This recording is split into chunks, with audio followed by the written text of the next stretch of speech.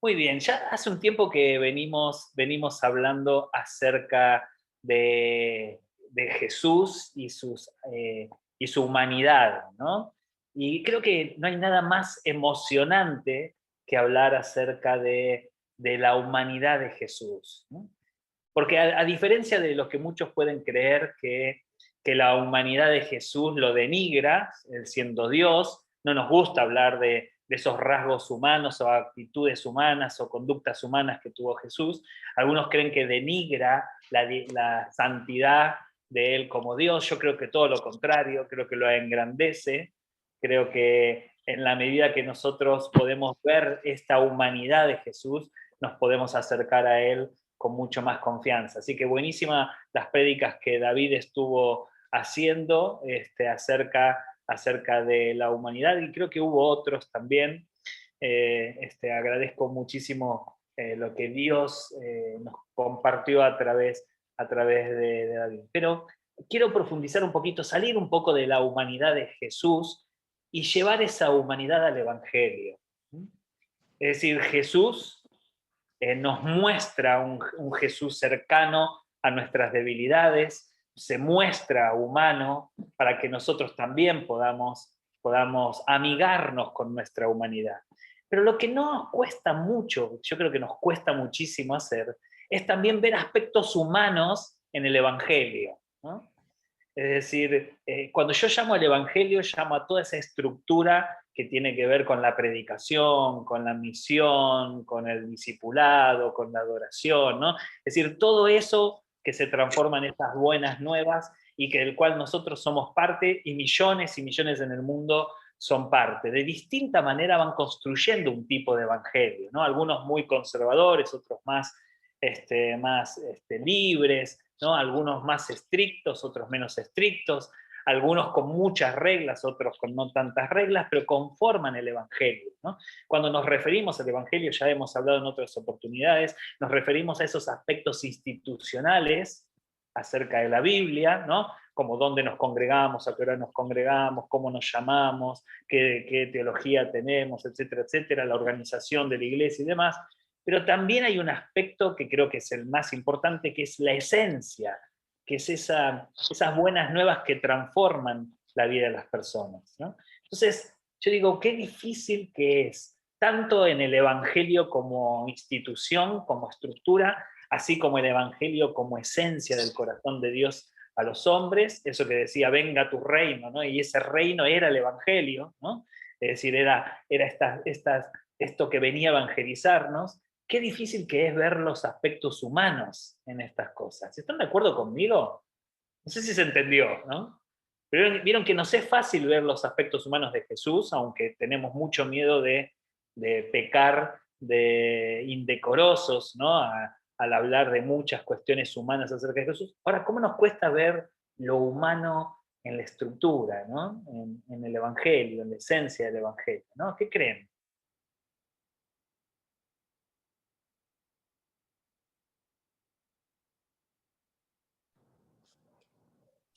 Bueno, lo que pasa que al deificar justamente el Evangelio, la estructura del Evangelio, durante tantos siglos, este, le quitan la parte humana. O sea, en realidad no se la quita, se la camufla, se la esconde, ¿no? Detrás de poner en lugar de Dios a todo lo que es la escritura, ¿no? Es como si esta estructura no contemplaría nuestros aspectos humanos, ¿no? Es decir, como si el Evangelio fuese algo tan lejano a lo humano, ¿no? Es decir, cuando uno se vuelve al cristianismo, vieron que hay como una especie de mito, de imagen, de que cuando uno se vuelve al cristianismo, se convierte, dirían los evangélicos, se convierte al cristianismo, pasa a empezar a adoptar posturas muy artificiales, ¿no? Muy poco humanas, ¿no? A hablar de forma extraña, a separarse de cosas que no se debiera separar. Algunos empiezan a discutir si se tiene que festejar la Navidad, si puede cumplir años, ¿no? ¿Qué música escuchás? ¿Cómo te vestís? Es decir, nos vamos como enrollando en una historia tan extraña que nos va alejando de respetar nuestra humanidad, ¿no? De respetar nuestras contradicciones o de respetar nuestra cultura, ¿no? ¿Qué creen? Ahí, Paola, querías decir algo. Sí, justamente estaba, mientras te escuchaba, pensaba en cómo hasta tenemos palabras, ¿no?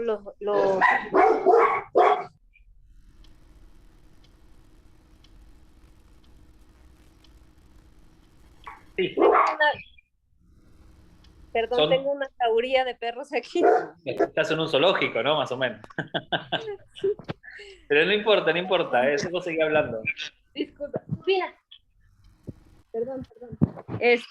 Tenemos hasta lo secular, tenemos como las cosas seculares y las cosas de la iglesia, ¿no? No escuches, me acuerdo de joven, ¿no? No escuches música del mundo, o eso es muy secular. Y ahorita mientras estabas dando estas últimas palabras, me acuerdo como entre más te separabas del mundo, como en un universo paralelo, o sea, como viviendo en el mundo, pero separada del mundo a un grado muy, yo diría como muy Saiyajin, ¿no? O sea, como, ok, no festejas cumpleaños, super check, ¿no? Ya te desafanaste del mundo. No vas al cine, doble check, ya eres súper espiritual, te abstienes de ciertos programas de la tele, estás en otro nivel, ¿no? Y cada vez una separación como más grande, más grande, más grande, una brecha cada vez, tenías como que hacer una brecha cada vez más honda, más grande para separarte del mundo, aun cuando vivías aquí. Y recuerdo que para mí, cuando era estudiante, el convivir con otra gente que era buena onda, que eran educados, era como un choque para mí porque no puedes tener amigos, ni siquiera amigos, porque eso como que te debilita, ¿no? Como que te jala para el mundo y entonces eh, era, era, era así, pero cuando tú, bueno, y eso a mí me pasó, cuando yo enfrentaba sentimientos de humana, como que no podían encajarse en ninguna parte del evangelio, porque era como, eso es muy mundano, eso es muy almático, eso no es espiritual, y bueno, eso particularmente me trajo a una depresión muy, muy fuerte, porque yo no podía alcanzar ese nivel de espiritualidad o de apartarme, y bueno, fue muy difícil volverme como a conectar con eso. Creo que nosotros hemos construido una espiritualidad casi sin humanidad, ¿no? Y de hecho la palabra humanidad o humano nos pega casi como si estuviéramos siendo blasfemos acerca de la espiritualidad, ¿no? Hay manos levantadas, ¿no? Es como un corito, con unas manos levantadas hacia el cielo. Bien. Yo, justo que le escuchaba a Pau, quería mencionar algo similar a lo que estaba diciendo y pensaba justamente cuánta importancia se le dio al lado espiritual que nos terminamos volcando y prestando atención solamente a eso y dejando de lado lo humano. Y lo que más me preocupaba es cuando eh, de alguna forma se instrumentaliza para poder mantener todo en orden, en control, hasta que llega el punto donde uno mismo se siente culpable si no la talla al buscar alcanzar ese nivel, ¿no? Y creo que ahí está el problema más grande que veo yo, cuando uno se siente culpable porque no llega a eso, y siendo que Jesús venía para traer libertad y no creo que busque que carguemos con esa culpa. Está bien, podemos tener errores, apuntá siempre lo mejor que puedas, pero no te estés culpando, matando, machacando a vos mismo, porque te termina también perjudicando, creo yo, a uno internamente. Es como que se va cargando con más y más y más cosas que a la larga terminan mal. Y yo creo que cuanto más compromiso en el Evangelio, menos humano, ¿no? Es decir, cuanto más compromiso en la estructura, es decir, si vos tocabas un instrumento, estabas en la plataforma, terminabas predicando o algo, pero tenías un ministerio, tenías que ir alejándote de la humanidad, ¿no? Es decir, como si en la medida que profundizabas tu espiritualidad en el Evangelio, debías ser menos humano, hasta terminar siendo un monje del Tíbet, que casi no tenías ningún contacto con nada. Eso se veía como ultra espectacular, ¿no? Yo me acuerdo que desde mira, mi mamá lo debe conocer, no voy a decir el nombre, pero había el familiar de había una familia en la iglesia, que era familia muy cercana a nosotros cuando íbamos. Venía siempre un familiar y era un hombre como, de verdad, Flanders era un poroto al lado de él. Eh, Se levantaba a las 4 de la mañana y oraba hasta como las 2 de la tarde. No trabajaba porque siempre Dios le proveía las cosas. Tenía un montón de testimonios de sanidad, de liberación. Nunca conocí ninguno, pero siempre tenía un montón que pasaban en otros lugares. Eso siempre me resultó extraño, ¿viste? De Que más de que, confianza me da. claro, ¿viste? Resucitó muertos, sanó enfermos, pero en otros lugares, nunca donde estaba yo, ¿viste? Pero a mí me chocaba. Yo digo, la verdad que yo no quiero ser esto. Si esto es ser espiritual, no quiero terminar orando 10 horas. Digo, hasta yo mismo me aburriría hablar conmigo mismo 10 horas, ¿no? Es decir, no es eso. Digo, era el concepto de que cuanto más profundo era en lo espiritual y más responsabilidad en el Evangelio, menos humano, ¿no? Menos lugar para lo humano, ¿no? Lisa, ¿querías decir algo? Sí, quería decir que la música para mí no es ni secular ni humana, es decir, la música es música y viste cómo nosotros ponemos algunas canciones que nos inspiran, que son entre comillas del mundo, nos inspiran cosas muy lindas en nuestra relación con Dios. Y también quería contarles una anécdota que me pasó la semana pasada, que me puse una camisa con los hombros destapados, pues que se baja así, es como con los hombros destapados. Y entonces un cristiano se me acercó y me dijo, oiga, ¿usted no es que era cristiana? Y le dije, yo sí, claro que sí, ¿por qué? Me dice, ¿usted no sabe que no se puede poner, que los cristianos no se pueden poner esas camisas así? Y yo, ve, ahora sé yo, ¿y cómo por qué? Pero es increíble que la gente ¿Cómo? Perdón, se cortó. sí, que la gente se fija en unas cosas que tan externas, como que no, todavía hay como mucha, yo no sé, en nuestra comunidad no, porque pues hablamos de eso y aprendemos, pero afuera todavía con las personas que se dicen cristianas hay muchísimas de esas cosas que tú estás diciendo que todavía se viven así al 100%, que hay un altar, que hay todo lo que nosotros hemos venido aprendiendo, que las funciones de acá, que el pastor, que allí hay, todavía hay muchas de esas cosas que están enteritas en las iglesias cristianas.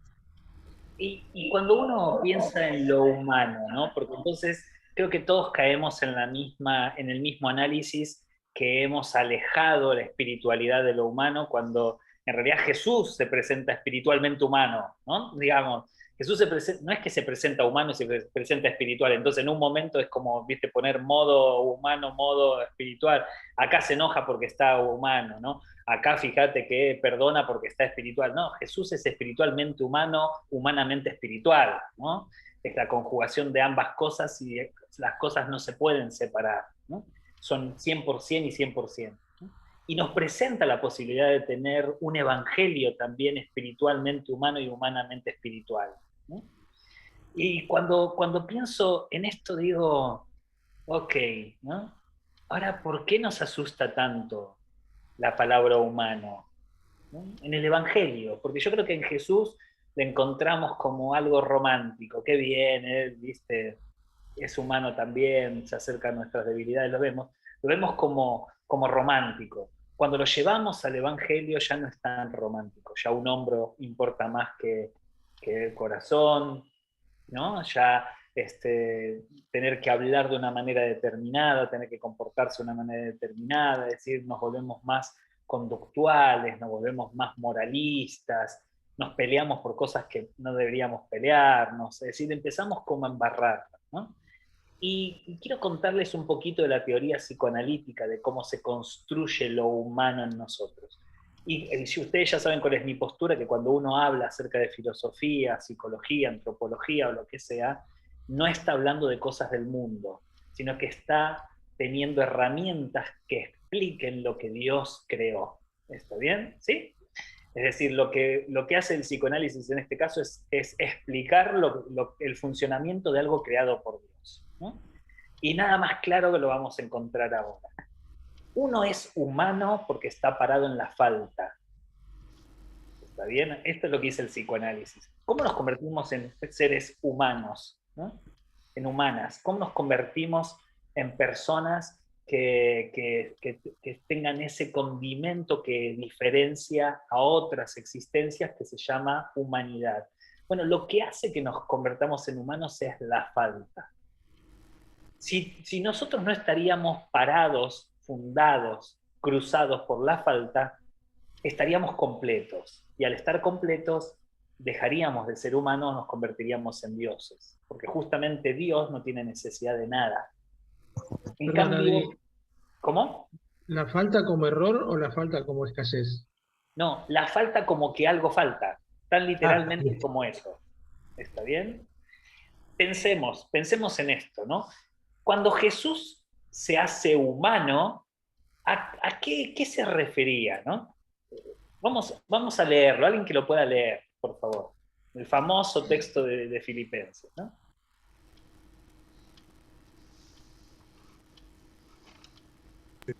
Aunque era Alguien que lo Dios, lea. Leo. Aunque era Dios, no consideró que el ser igual a Dios fuera algo a lo cual aferrarse. En cambio, renunció a sus privilegios divinos, adoptó la humilde posición de un esclavo y nació como un ser humano. Cuando apareció en forma de hombre, se humilló a sí mismo en obediencia a Dios y murió en una cruz como morían los criminales. Ok, este texto muy conocido, el cual siendo en forma de Dios, ¿no? Ya lo conocemos de Filipenses. Pero, ¿qué significa que era Dios? Es decir, ¿y qué significa que Él era Dios y en lugar de quedarse en ese estado, decidió hacerse humano?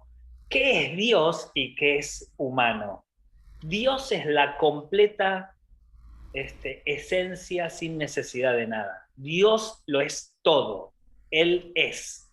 ¿No? No hay necesidad de nada y es atemporal, es omnipresente, omnisciente, y ya lo conocemos muchísimos de estas cualidades de Dios, ¿no? Es decir, Dios es Dios porque no tiene necesidad de nada. Ahora, cuando Jesús dice, yo sé que no tengo necesidad de nada, estoy completo, pero me voy a hacer humano, ese pasaje del Dios al humano involucra la falta. ¿Qué significa humano? El humano no lo tiene todo, no lo puede todo, no lo sabe todo, es decir, falta. Hay cosas que no sabe, hay cosas que no tiene, hay cosas que pierde, ¿no? Y justamente desde la eternidad, donde está la completud absoluta, se vuelve humano, se vuelve en falta en tiempo y espacio. Por consiguiente, hoy tengo un día menos de vida. ¿Está bien? Hoy he perdido células en mi cuerpo. Es decir, mi cuerpo se va corrompiendo, ¿no? ¿Por qué? Porque estoy en tiempo y espacio. No puedo estar en todos los lugares, ¿no? Mi cuerpo va envejeciendo, ¿no? Me enfermo, no lo sé todo, es decir, falta. ¿Está bien? ¿Sí? Fíjense que el peor pecado no es la desobediencia en sí de querer comer un alimento al cual estaba prohibido. El peor pecado es que iban a ser como Dios. Iban a saberlo todo, iban a tenerlo todo. Es decir, la invitación al pecado tenía que ver con volver a ser completos. ¿Está bien? ¿No?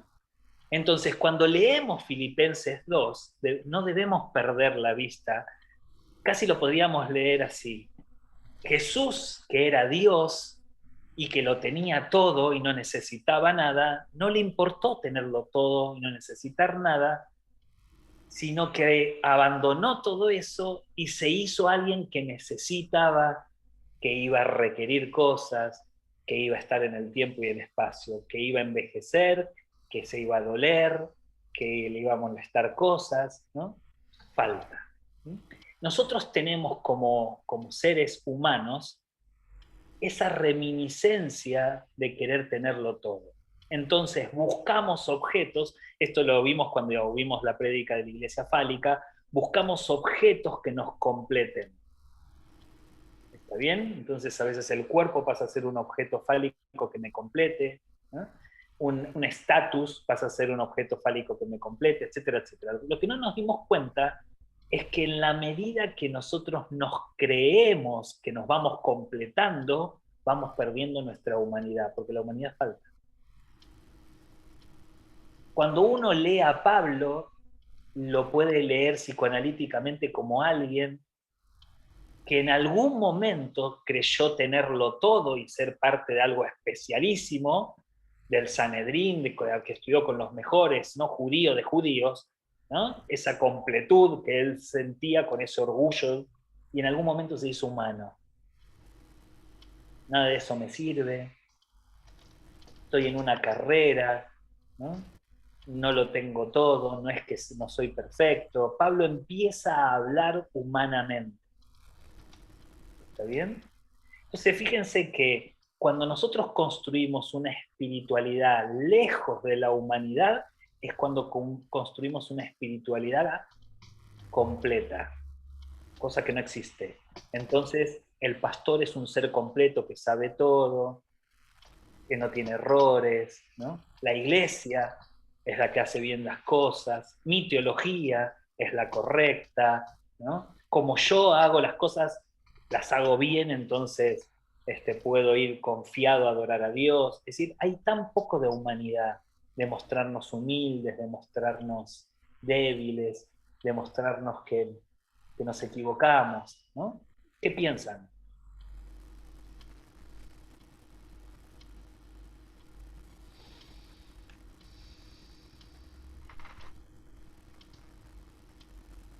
¿Cómo podemos nosotros sentirnos completos? A través del delirio.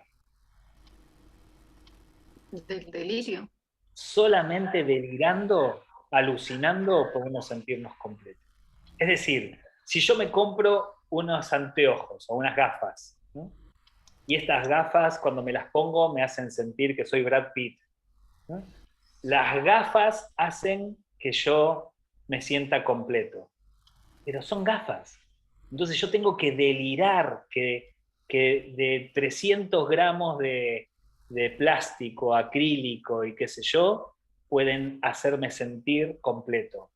Es decir, tengo que alucinar, porque nunca esto puede hacer sentir completo a alguien. Lo mismo sucede con un auto, lo mismo sucede con un,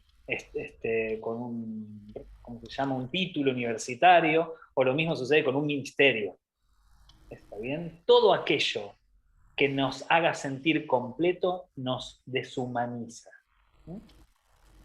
Por eso cuando Jesús pensó en la iglesia, no pensó en una iglesia completa. No le interesaba a Jesús que la iglesia sea poderosa. Le interesaba que sea comunidad. No le interesaba que no cometan errores. Les interesaba que se perdonen cuando cometan errores. Es decir, la volvía humana. Ahora nosotros, sin darnos cuenta, cometemos el peor de los pecados y es construir una iglesia, construir un evangelio, construir mi espiritualidad con la necesidad de ser como Dios, completo.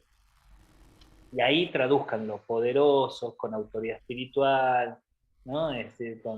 Con santidad. Es decir, nosotros le disfrazamos con algunas palabras eso que nos hace sentir completo. ¿Está bien? Entonces, si alguien peca, ya no es más completo, entonces lo tenés que retirar porque solamente los completos pueden ministrar. ¿Está bien? Tiene que ser retirado. Cuando en realidad todos deberíamos entonces ser retirados. No importa, deliremos. Ya sabemos que todos pecamos, pero nosotros somos los diferentes. Deliramos, alucinamos. ¿Está bien? Cuando Jesús se humilla a sí mismo y se hace humano, estaba convirtiéndose en alguien que las cosas le iban a faltar. ¿Está bien? Pero miren, es interesante que si uno lee bien Filipenses 2, 6 al 8, aunque era Dios, no consideró que el ser igual a Dios fuera algo al cual aferrarse. Nosotros sí nos queremos aferrar con uñas y dientes, ¿no? A sentirnos completos, poderosos y ser como dioses. En cambio, renunció a sus privilegios divinos. ¿Cuáles eran los privilegios divinos? La completud, el poder, la eternidad absoluta. ¿Está bien? Lo inmodificable, ¿no? Todo eso que lo hace Dios, ¿no? Renunció a sus privilegios divinos, adoptó la humilde posición de un esclavo. El esclavo algo le falta, que es la libertad, y nació como un ser humano, dice la Nueva Traducción Viviente, me encanta, ¿no? Y se hizo humano, ¿no? Cuando apareció en forma de hombre, ¿no? Se humilló a sí mismo en obediencia a Dios y murió en una cruz como morían los criminales. Entonces, lo humano del Evangelio desciende del estatus. Cuando uno siendo pequeño delira y necesita objetos que te hagan sentir completo para sentirte poderoso, sea lo que sea, ¿está bien? Estás ascendiendo de tu escala de humano, querés ascender a sentirte más poderoso que los demás. Cuando en realidad la fórmula divina es que siendo Dios, descendió a ser humano. ¿Está bien? ¿Qué pasaría si entonces construimos un evangelio humano, una comunidad humana? Bueno, lo primero que podríamos decir es que en una comunidad humana que presenta un evangelio humano no hay necesidad de ascender, no hay necesidad de sentirnos poderosos, no hay necesidad de lograr reconocimiento de los demás, ¿no? Pero entonces, ¿cuál sería el crecimiento? Si no es hacia arriba, si es hacia abajo, ¿cuál sería el crecimiento? Bueno, el verdadero crecimiento espiritual siempre tiene que ver con la pérdida. Esto me llama poderosamente la atención, que las grandes fórmulas espirituales compartidas por Jesús tienen que ver con la pérdida. Renunciar a sí mismo, ¿no? Piensen tanto en el Antiguo Testamento como en el Nuevo Testamento. Abraham deja su casa y su parentela. ¿Está bien? ¿No? Uno tiene que abandonar sus pasiones, ¿no? Abandonar sus viejos pensamientos, ir en busca de lo que Dios quiere, pero antes hay que negarse a sí mismo, cargar con la cruz. Todo tiene que ver con el descender, ¿no? ¿Por qué? Porque justamente al descender nos humaniza, y cuando nos humaniza, no somos dioses, no nos convertimos en dioses. Voy hacia esto entonces, un texto que yo lo comparto constantemente porque es uno de mis textos preferidos. Ayúdense a llevar los unos las cargas de los otros y obedezcan de esa manera la ley de Cristo. Pablo en Gálatas, que habla en contra de la ley, termina diciendo que la ley de Jesús es ayudar a llevar las cargas los unos a los otros. Entonces el otro día estaba pensando, mientras escuchaba las prédicas de David con respecto a la humanidad de Jesús, estaba pensando y digo, claro, Jesús se hace humano porque quiere una iglesia humana. Voy a decir una tontería, ¿eh? Jesús no quiere una iglesia espiritual. Porque lo espiritual en ese momento, el ícono espiritual eran los escribas, los maestros de la ley, los sacerdotes, que se la daban de espirituales, de perfectos, y de perfectos no tenían nada. Jesús quería una iglesia de barro. Jesús quería una iglesia humana, una iglesia que pudiera ver la miseria del otro, la miseria de uno mismo. ¿Y qué entonces qué debía hacer? Porque si Jesús quería una iglesia de barro, no una iglesia de mármol, de oro y de reconocimientos humanos, quería una iglesia humana, con errores. Y uno puede decir, Adrián, estás diciendo cualquier cosa. No, porque si no, explíquenme por qué utiliza la ilustración llevar las cargas los unos a los otros en la iglesia. Porque en la iglesia hay cargas. ¿Y cuáles son las cargas? La humanidad. ¿Por qué hay tanto texto de ayúdense, sopórtense? ¿No? La palabra carga está muy asociada con la iglesia. De llevar una milla más la carga de tu hermano, de poner la otra mejilla. ¿Por qué hay tanta imagen compartida acerca de la iglesia que tiene que ver con la miseria?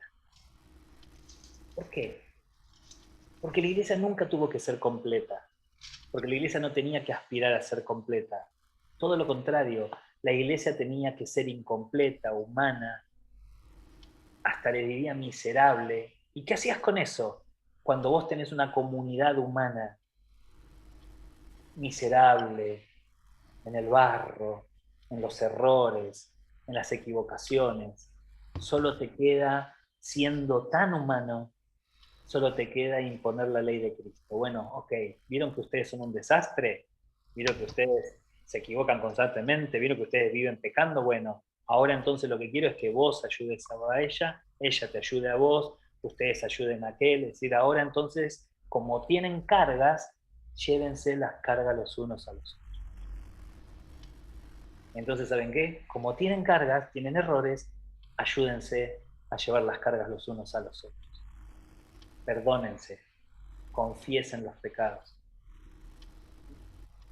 Mírense entre ustedes como que el otro es superior a vos mismo, pero yo conozco la miseria de este, bueno, y tiene que ser superior porque él conoce tus miserias también. ¿Sí? Entonces fíjense que ahí lo humano del Evangelio desciende y lo humano del Evangelio lleva las cargas. Vuelvo a repetir lo mismo. Vivimos en un mundo donde no queremos cargas en la iglesia. La iglesia tiene que ascender hasta rangos espirituales que rocen la deidad. Es decir, una iglesia mal entendida como impoluta, blanca, con sus vestidos blancos, finos, de lino fino, etcétera, etcétera, que eso tiene que ver con la acción redentora de Jesús, no con nuestras acciones. Tiene que ver con cómo Jesús nos ve, no tiene que ver con cómo nosotros nos comportamos. Entonces yo quiero una comunidad como la que pensó Jesús, con cargas. No nos vamos a rasgar las vestiduras si alguien tiene cargas, porque la iglesia está basada en una comunidad con cargas. ¿Por qué? Porque somos humanos. Y al ser humanos estamos en la falta. Y cuando algo nos falta, tenemos la posibilidad de convivir con esa falta, decir, ¿sabes qué? No lo sé todo. Me encanta Pablo, el Pablo omnipotente del principio de su ministerio, se ve totalmente humanizado al final diciendo, ya está, no lo sé todo.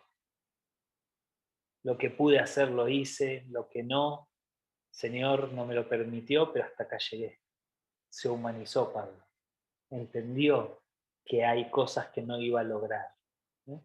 Entendió de que hay enfermedades que nos va a hacer irnos de este mundo a través de esas enfermedades, que va a haber cosas que no las vamos a conseguir, que va a haber cosas que no las vamos a lograr. ¿Saben por qué? Porque somos humanos y solo Dios es Dios. Cuando uno se reconoce humano y está al lado de otro humano, que está al lado de otra humana, con otra humana, y todos se reconocen humanos, entonces podemos llevarnos las cargas los unos a los otros. ¿No? ¿Qué piensan? Adri, justo ahorita también estoy viendo Gálatas 5, en donde, o sea, como que me preguntaba, entonces, ¿de dónde nos sacamos que no teníamos que ser humanos, no? O sea, ¿de dónde nos sacamos que lo carnal y empezamos cada vez más a polarizarnos más hacia lo espiritual, grado Saiyajin? Y estoy aquí en Gálatas 5, en donde, eh, en donde habla acerca de la carne, pero justamente al analizarla, cuáles son las obras de la carne y las obras del espíritu, me llama la atención que se vuelve a relacionar con cosas que van directamente hacia el prójimo y algunas que mencionan, o sea, que tratan de ver con Dios, como en los 10 mandamientos, ¿no? Por ejemplo, son como los 10 mandamientos, pero manifestados en las obras de la carne. Y creo que de ahí, de ahí se tomó esta parte de andar en el espíritu y no satisfagan los deseos de la carne. Entonces, pero como que perdimos de vista qué era andar en la carne y cuando te pones a analizar del versículo 5 y te pones a ver, no sé, el versículo 19, versículo 20, 21, que habla de envidias, de contiendas, de herejías, de homicidios, de adulterios, de lascivia. Creo que se relaciona muchísimo en nuestra relación con el prójimo, así como los 10 mandamientos, ¿no? Que el Señor fue muy enfático en eso y dijo, tengan cuidado con esto, pero cuando te puedes analizar esos mandamientos, tratan de ver al prójimo y más allá de solo abstenerte de no participar del mundo como negar tu humanidad, sino Claro, es pero más mira bien... y esto, ¿no? Porque nosotros tenemos paradigmas que cuando pensamos andar en el espíritu, pensamos que tiene que ver con esta espiritualidad omnipotente, ¿no? Completa. Y que pensamos que andar en la carne tiene que ver con la humanidad. Y si uno lee bien el libro de Gálatas, es totalmente al revés. Pablo está muy preocupado porque la iglesia de Galacia empezó a asumir ritos judíos. Siendo gentiles, empezaron a ser enseñados por los discípulos de Jacobo y Pedro que tenían que judaizarse. Entonces tenían que cumplir con los ritos de la religión judía, habiendo aceptado al Señor Jesús. Entonces Pablo se encuentra con una iglesia que empezó a decir, como yo hago ritos, yo estoy bien espiritualmente. ¿Está bien? Es decir, como yo cumplo ahora con la ley judía, entonces yo soy superior a los demás cristianos gentiles que no cumplen con la... Es decir, Pablo responde a eso. Entonces, lo carnal era justamente responder a la estructura religiosa. Y lo de andar en el espíritu era salir de todo eso y humanizarse. Hasta tal punto que Pablo les dice, ustedes sean odiados por Dios si van a seguir haciendo lo que están haciendo. Es decir, sean anatema. Es decir, ustedes merecen el infierno si después de haber construido una comunidad humana basada en Jesús, le agregaron toda la religiosidad judía. Pablo se enoja tanto que hasta los manda al infierno. ¿No? Y eso lo vas a ver en el capítulo 1, 2 y 3. Y después se agarra con Pedro porque lo hace responsable a Jacobo, es decir, a Santiago y a Pedro, de haber hecho eso. ¿No? Entonces, cuando Pablo habla de las obras de la carne, se está refiriendo a todos esos esfuerzos que nosotros hacemos para sentirnos completos, sea por envidia, sea por pasiones, sea por mentiras, es decir, todo eso que nos hace sentir completos. Porque si andamos en el espíritu, debemos tener un corazón humilde, es decir, humano, con falta. Es decir, exactamente al revés de lo que alguien nos ha explicado. Oski, ¿querías decir algo? Sí, quería... Hola a todos. Meli, ¿cómo estás? Bien, quería decir algo estando esto, que me acuerdo que cuando en su momento había estudiado todo esto, me ayudaba a entender esta cuestión de insatisfacción, de frustración, que a veces uno siente y a su vez cómo eso nos motoriza, ¿no? Cómo esta falta nos pone en movimiento para distintas direcciones, algunas mejores, otras peores, ¿no? Pero pensaba en si fuéramos completos, si nos hubiéramos juntado, ¿no? Si parte de esta cuestión de tener todos esta falta era para que podamos ser comunidad, quizás pienso en este versículo de que al que mucho se le perdona, mucho ama, ¿no? Y pienso en cómo se juega eso en la comunidad. Si había qué cosas potencialmente en nosotros a desarrollarse, si no las llegaríamos a desarrollar si no fuera de esa manera, ¿no? Y nada, pensaba en eso, me resonaba mucho esta cuestión de pensar esto, de cargarnos de cargar nuestra humanidad. Y a veces se me cruza, ¿no? De que si Dios hubiera querido, hubiera hecho todos completos y no hubiéramos tenido esos conflictos, pero no quiso que sea así.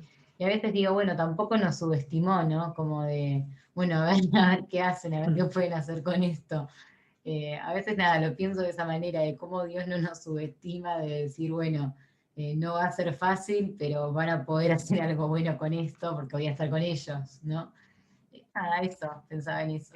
De hecho, yo creo que si nosotros tuviéramos la misión de ser completos, dejaríamos de ser comunidad, dejaríamos de ser cuerpo, por consiguiente dejaríamos de ser iglesia. Porque la iglesia es el cuerpo conformado por los miembros que se necesitan mutuamente. Ahora, si se necesitan, es porque hay una falta. Es porque algo me falta y mi hermano o mi hermana lo tiene. ¿Está bien? Que puede ser la palabra justa, consejería, abrazo, cariño, amor, lo que sea. ¿Está bien? Así que yo creo que en la medida que nosotros construimos iglesias con un evangelio deshumanizado, un evangelio con completud divina, es en la medida que justamente la iglesia deja de ser iglesia. Porque entonces el que es más completo se separa del que es menos completo, lo mira a la distancia, lo mira con autoridad, lo mira casi eh, con una misericordia media extraña, cuando en realidad todos somos incompletos, todos somos humanos y construimos una iglesia humana. Esto no significa que entonces podemos hacer lo que querramos, lo que significa es que debemos tener plena conciencia de nuestras falencias para entonces acompañarnos e ir juntos en este peregrinaje, ¿no? Caminar juntos como peregrinos y extranjeros, ¿no? Es eso, ¿no? ¿Alguien más quiere decir algo?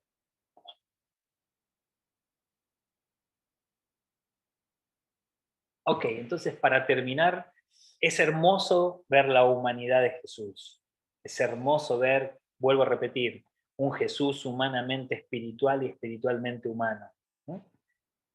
Ahora, lo que nos cuesta también es construir una iglesia humana, una iglesia que se equivoque, una iglesia que mire las miserias de sus integrantes y que en las miserias pueda ser iglesia y entonces ahí accionar el llevar las cargas los unos a los otros, ¿no? Sigue siendo para mí un misterio la palabra carga. Para mí tiene una connotación enorme que todavía no nos dimos cuenta de que la iglesia debe llevar las cargas los unos a los otros, significa que hay carga en la iglesia. ¿Está bien?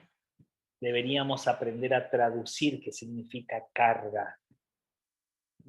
¿Está bien? ¿Qué significa que en la iglesia está conformado por gente que tiene cargas? Y que la ley de Cristo es que nos ayudemos a llevar nuestras cargas, ¿no? Quizás tiene que ver con llevar nuestra humanidad. Cada uno expresa su humanidad de distinta manera y quizás la misión de la iglesia es que podamos llevarnos nuestras humanidades, ¿no? Acompañarnos en el proceso de poder ser humanos y humanas. Eso es lo que quería compartir con ustedes hoy. Espero que les haya sido de bendición y que sigamos entonces aprendiendo acerca de Jesús y la comunidad.